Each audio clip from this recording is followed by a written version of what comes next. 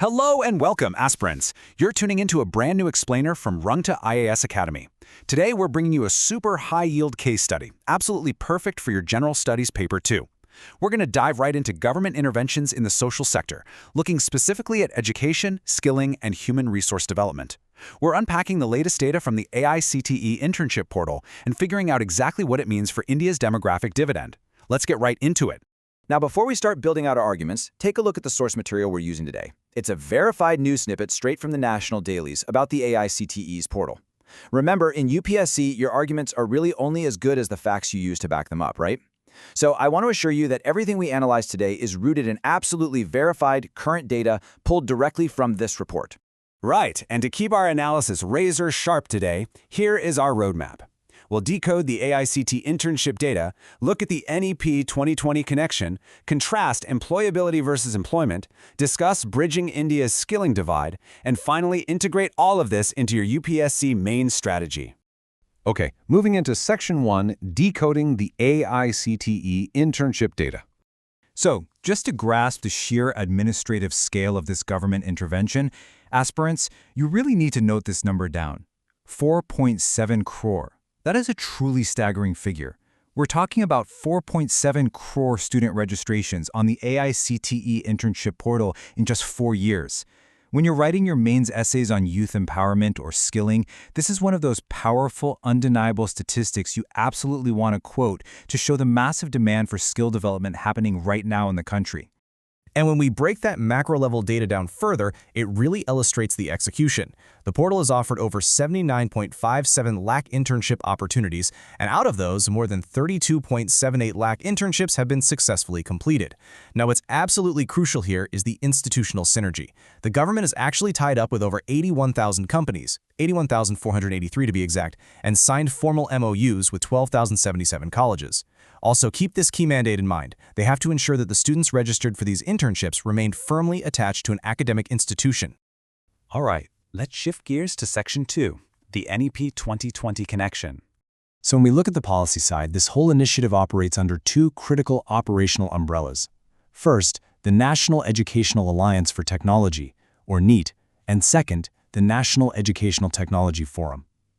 These are the bodies actively bridging the gap between academic theory and actual workplace reality. And a quick word to the wise here. Institutional bodies like NEET are prime candidates for your prelims examination, so definitely decode these and keep them on your radar. Exactly. And structurally speaking, this entire mechanism is a direct execution of the National Education Policy 2020. It functions through this highly effective loop. Step 1 is following the NEP mandate. Step 2 is actively taking direct industry feedback based on these internships. And Step 3 is utilizing that exact feedback for curriculum design. What that does is build a complete 360-degree feedback loop. This right here is exactly how we start solving that persistent structural issue of outdated university syllabi in India. Which brings us to a golden quote directly from the official statement. As a result, we are attempting to turn students from job seekers into innovators. Aspirants, please highlight this. It's a game changer. This is exactly the kind of visionary concluding remark you want to memorize and use in your mains answers regarding education, youth, and national development. Moving on to Section 3, Employability versus Actual Employment. Now, as future administrators, you know we can't just praise policies. We really have to critically analyze the ground realities. Notice the contrast we're highlighting here. On one side, building employability. AICTE officially admits this is firmly under their purview, and they are, in fact, successfully making students employable through these internships. But look at the other side, ensuring actual employment. The Chief Coordinating Officer explicitly stated that giving employment does not come under their purview.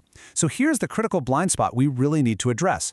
Once an internship is over, a student's contact with their college drastically reduces. Because of that, the government has limited data on the actual employability trajectory, or, how many of these internships are actually translating into permanent jobs. They are trying to collect this data for sure, but right now that gap definitely exists. Let's move into Section 4, Bridging India's Skilling Divide. This point hits right at the core of social justice and addresses those geographical inequalities we study for GS Paper 2. Official data reveals a massive, really positive shift in India's skilling landscape. We are seeing expansion directly into rural and semi-urban areas. Students who previously lacked access are now getting Tier 1 corporate exposure. The platform is actively integrating global tech companies right into government institutions. So what we're actually witnessing here is the democratization of opportunity, literally giving rural youth the exact same global exposure as urban candidates. And finally, Section 5, UPSC Main Strategy Integration. So bringing this entire analysis into practical application, I want to leave you with a direct UPSC personality test or GS Paper 4 scenario. Based on everything we just discussed, as an administrator, how would you bridge the data gap between completed internships and actual job placements? Think about things like digital tracking, maybe building robust alumni networks, or even mandatory post-internship corporate reporting. I want you to prepare your own administrative solutions to this real-world problem. And that wraps up our explainer for today. Keep studying, keep thinking critically, and we will catch you in the next one.